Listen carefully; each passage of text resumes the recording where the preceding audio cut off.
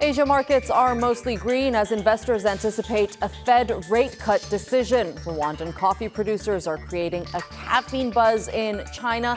Meanwhile, Chilean steel companies are closing due to steel Chinese competition. Hello, I'm Efnan Han with the latest business and finance news here on TRT World.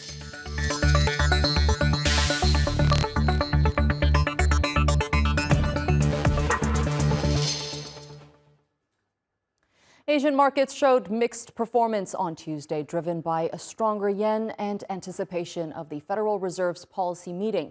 Other markets are reacting to various economic data releases as investors closely monitor global financial shifts. Japan's Nikkei 225 index fell over 2% as the yen strengthened for the sixth consecutive session. The yen hit 139.58 against the dollar overnight, its strongest level since July of 2023. A stronger yen weighs on Japan's exporters, affecting their profit margins and overall market performance. While Japan's Nikkei dipped, Hong Kong's Seng index rose 1.1%, buoyed by Midea Group's successful debut, which surged over 9%. Singapore's non-oil domestic exports increased by 10.7% year-on-year in August, but fell 4.7% compared to the previous month. Australia's S&P ASX 200 climbed 0.24%, showing a slight but more positive market outlook. Investors are focused on the Federal Reserve's upcoming policy meeting, with markets split on the expected size of the interest rate cut. U.S. retail sales data will be closely monitored for signs of consumer health before the Fed's decision. India's wholesale prices for August are expected to cool, with a forecasted year-on-year gain of 1.85%, down from 2.04% in July. Let's get more on this now with Josh Mahoney. He is Scope Markets Chief Market Analyst and joins me now live from London. Thank you so much for being with us on the program. Let's begin with the yen. It is strengthening, and that's having an impact on Japan's export-driven economy. Just give us some insight on what the long-term implications for the Japanese markets would be. Yeah, well, look, if you're looking at the value of the yen, it has been the thing that has essentially propped up the Japanese stock market for years now. You essentially see the US dollar against the Japanese yen traded in tandem with the Nikkei 225. And therefore, when they feel the benefits on the way up, they're going to feel the downsides as it starts to decline. Dollar yen falling into the lowest level in over a year. And as such, you're seeing those exporters really feel the pinch. It is those companies that are used to feeling the benefit of being essentially internationally competitive on price that suddenly are starting to feel the opposite. They're going to start seeing their products being deemed more expensive and therefore less attractive to consumers abroad. So certainly where dollar yen goes, it's likely that we're going to see Japanese stocks move in tandem with that. What can the surge in Hong Kong's Hang Seng index, particularly the Midea Group's strong debut, tell us about investor sentiment across China? Yeah, I mean, look, it's an interesting time to IPO. Certainly, it's been a quiet time from that perspective, just because of the fact that people aren't necessarily feeling all too bullish when it comes to Chinese stocks and the Chinese economy as a whole. The fact that we've seen such a strong performance, up 9.5% after they've raised roughly $4 billion for this company that is essentially a consumer goods giant, that points towards some confidence in the domestic consumer in the region and some confidence that the government soon enough will get it right and push the country back onto that big, strong path when it comes to growth. At the moment, we're not necessarily seeing that in terms of the data, but arguably, you could say that this is the kind of sign that we would see within a healthy market to show that there are enough investors willing to invest in IPOs just like this. And looking at the Asia-Pacific market's performance in the months to come, given the mixed economic data from Singapore and India, how do you see that trajectory unfolding? I mean, quite frankly, you're seeing it at the moment, right? Nikkei 225 on the downside, Chinese stocks moving sharply higher. I think it's likely to be very mixed. You know, you talk about Singapore and India. The two of them are very different in the sense that Singapore is so highly correlated to international trade flows and being in the center of the sort of globalized world.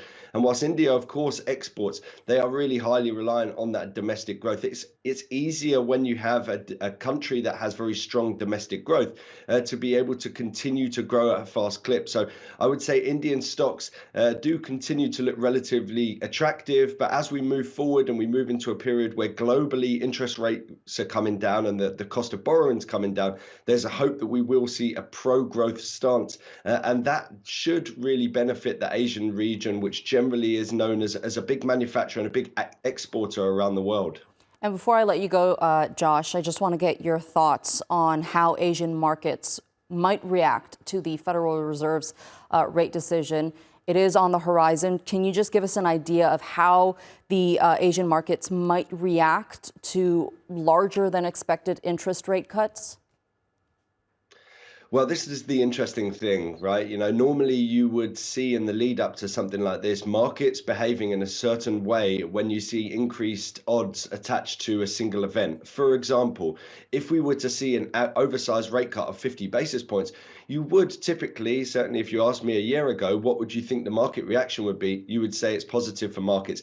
More recently, the growth of recession fears really have spooked the markets. And the idea that a 50 basis point cut could mean that the Federal Reserve essentially feel like they're out of control and they need to get a grip on the worsening crisis in terms of the economy means that it's not a given that equities will necessarily benefit more from a 50 basis point cut than they would a 25. A lot's going to come down to the rhetoric, a lot's going to come down to the projections that come alongside it. And arguably, if you're looking for a more clear-cut relationship, it's that between the US dollar and the size of the move from the Federal Reserve. And therefore, something like dollar yen is probably going to be more easy to predict than it would be, say, US stocks or Japanese stocks.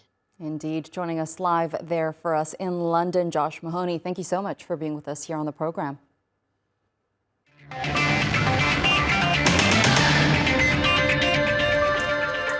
Now for a quick look at some of the other leading business stories from around the globe. Meta, the company behind Facebook and Instagram, announced that it's banning Russian state media due to foreign interference activity. Meta says these outlets have been involved in misleading activities and are trying to avoid detection. This comes right after the U.S. Justice Department charged 2 RT employees with sending nearly $10 million to a U.S. company.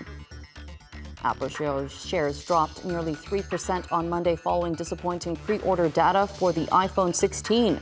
Shorter delivery times for the iPhone 16 Pro models suggest weaker demand and higher supply, possibly due to delays in key AI features. But the sales of the more expensive Pro and Pro Max models might help offset the lower overall volume. Chinese appliance maker Midea's shares surged more than 9% on their first day in Hong Kong. The company raised around $4 billion in the city's largest initial public offering in over 3 years. Midea's success brings hope that more Chinese firms will list in Hong Kong. The city has seen fewer IPOs since 2020 due to regulatory crackdowns. And Intel is delaying its plans to build big chip factories in Germany and Poland. The company says demand is lower than expected. This is a big blow to both countries, which gave money to support the projects. Intel will also slow down its work in Malaysia, but will keep its U.S. projects going. Meanwhile, the European Union wants to make more chips to depend less on Asia. And still to come in business news, Turkey ramps up efforts to attract global talent with the launch of its new tech visa program. That and more after a short break. Welcome back. And the aroma of Rwandan coffee has traveled across continents to find a new market in China. Thanks to innovative trade platforms, more Chinese consumers are getting a taste of Rwanda's finest beans. It's also a sign of growing ties between Africa and China. Lara Kılıçarslan reports. In the bustling streets of China, the sweet taste of Rwandan coffee is becoming familiar.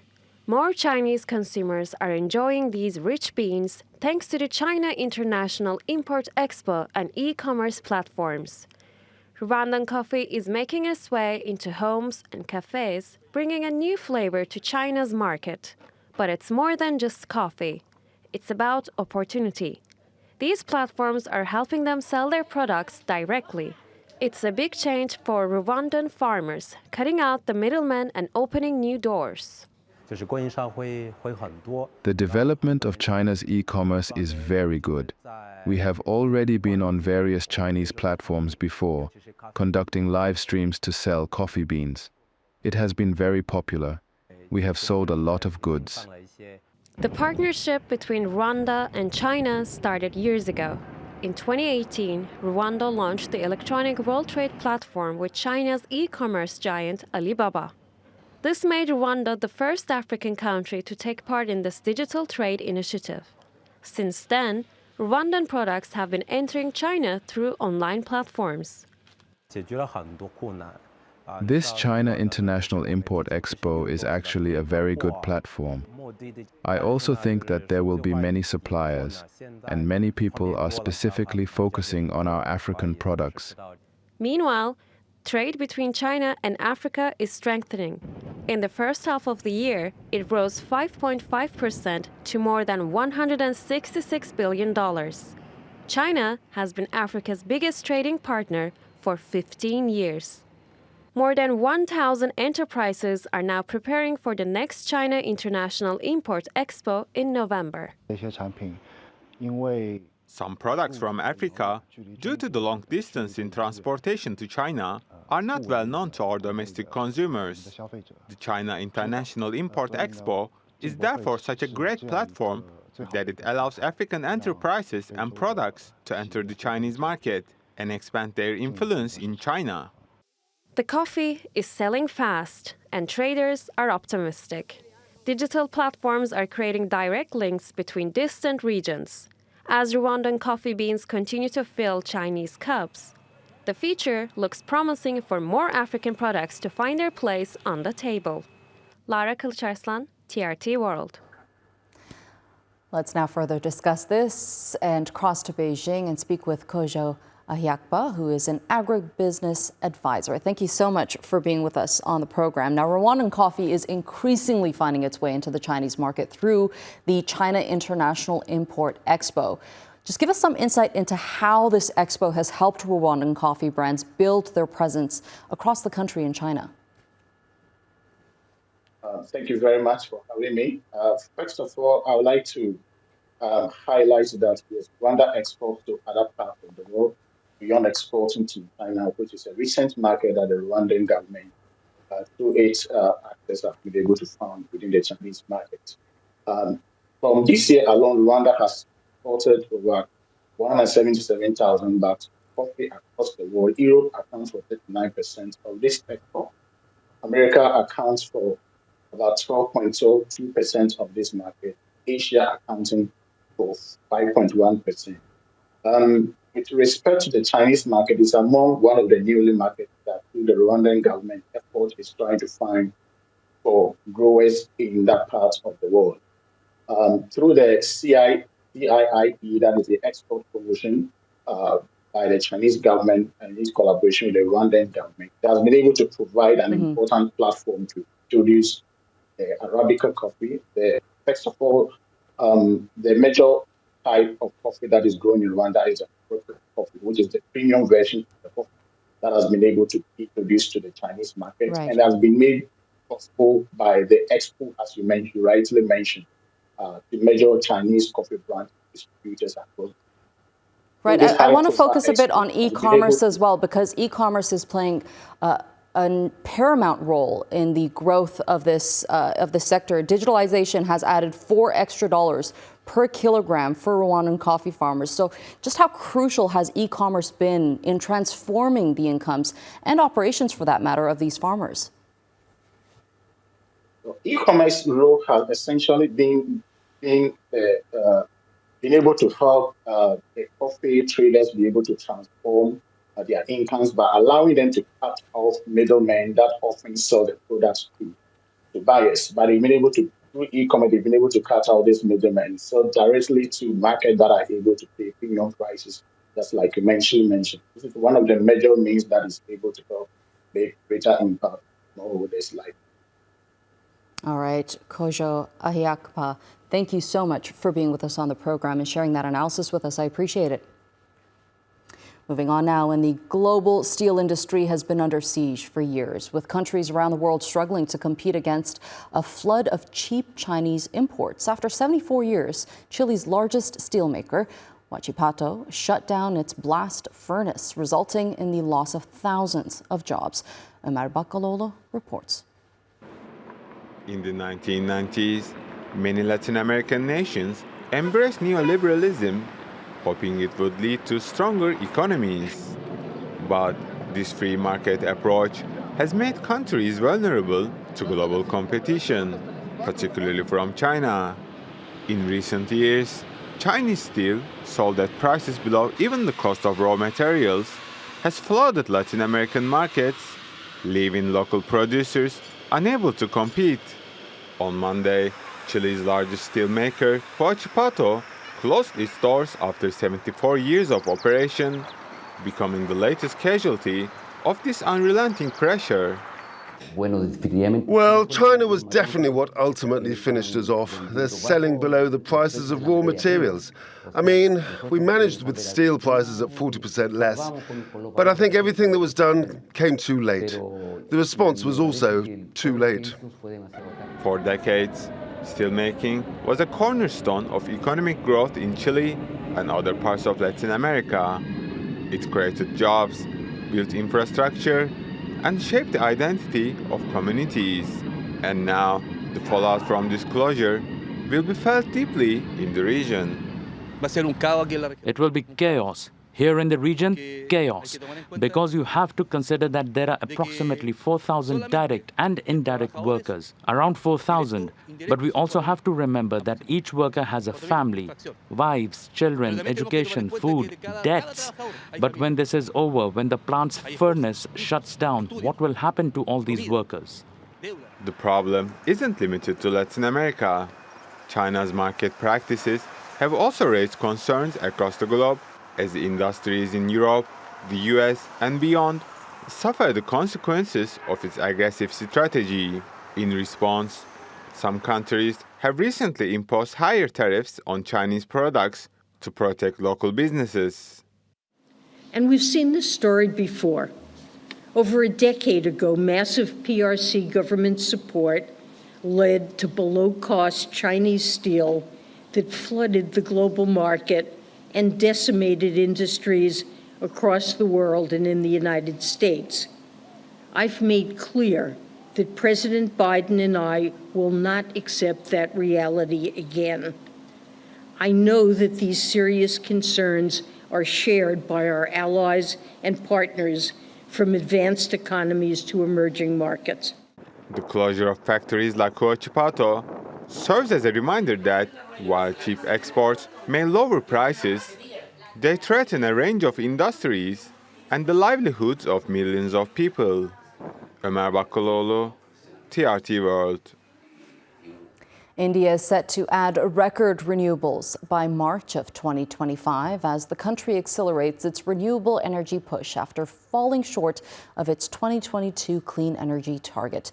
This surge in capacity addition comes as India aims to achieve its ambitious 2030 goal despite recent years of coal prioritization to meet surging energy demand. India, the world's third carbon emitter, will add 30 gigawatts of solar and 5 gigawatts of wind energy this fiscal year, a significant boost from previous years. Commissioning of large solar farms slowed in recent years, with solar power generation growing at its slowest pace in 6 years during the first half of 2024. Despite significant progress, India remains 13% short of its 2022 target of 175 gigawatts of renewable capacity. To meet its 2030 goal of 500 gigawatts, India must ramp up clean energy capacity by 30% every single year. Indian companies and financial institutions have pledged significant investments, over $386 billion, and commitments of 570 gigawatts from developers to achieve these renewable energy milestones. Turkey has launched its new tech visa program to attract global talent into the country. Entrepreneurs and startups will be given permits to stay in Turkey, and the government promises other benefits too. Emre Boz was at Istanbul Airport, where Turkish ministers announced the new scheme. Turkey has put its economic vision into full throttle. Today, the government launched the Tech Visa program, inviting technology entrepreneurs from all around the world. Experts and startups in the technology business space will be given a 3-year work permit here in Turkey. And other benefits of the program include free healthcare insurance, venture capital investments, and business project financing.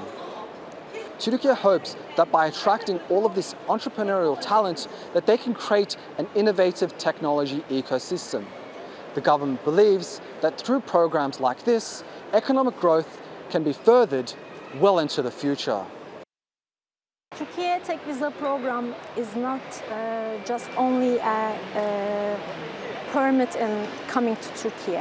It is also a startup and talent visa that accelerate and facilitate for tech experts and tech-driven startups to come to Turkey and work in here, have their startup plan in here, and develop our Turkish technology and entrepreneurship ecosystem together. We have started an initiative that is National Technology Initiative. We believe that our country's development is really based on technological development. As you all know, National Technology Initiative is a really big movement for both society and economy and companies and startups. That's why we believe that our development of economy really based on technological developments. Power of startup ecosystems really based on the bigness, the volume of the ecosystem. If you have many startups, many investors, many creators, innovators, your ecosystem will be bigger, and it will be a global attraction point hub. So we believe that we can do, as a Turkey, we can do it in Istanbul, in Turkey. We can create a new technology hub, in a global hub. If we create a big hub in here, we can learn each other, we can collaborate with each other. So if we create an attraction hub in here, more investors will be coming to our country. The volume of the ecosystem will be higher. So, and at the end of the ecosystem getting bigger, at the end of this, we can benefit from this big, huge technology hub. To Nigeria now, where the country's textile industry is battling for survival. A generation ago, it was a dominant force in the economy, but today 90% of textile products in Nigeria are imported. Campaigners blame the government. Polam David reports. This is Tofa Textiles, one of the few surviving factories in Kano State. Here, they make blankets. But in the 70s, 80s and 90s, the textile industry was one of the biggest employers in Nigeria. The whole chain of textile industry, from the cotton farming to the ginneries to the spinners to the weaving it's a whole change. There is no sector in the country that can employ people like the textile industry. The textile industry has all but collapsed in Kano State. Only 3 major producers are managing to survive, as 90% of textile products in Nigerian markets today are imported. I produce blanket, and my cost of production will be around 3,000 to 4,000 naira, while someone is bringing that same blanket and selling it here in the market at 2,000 naira, half of my cost of production. How can I compete with that?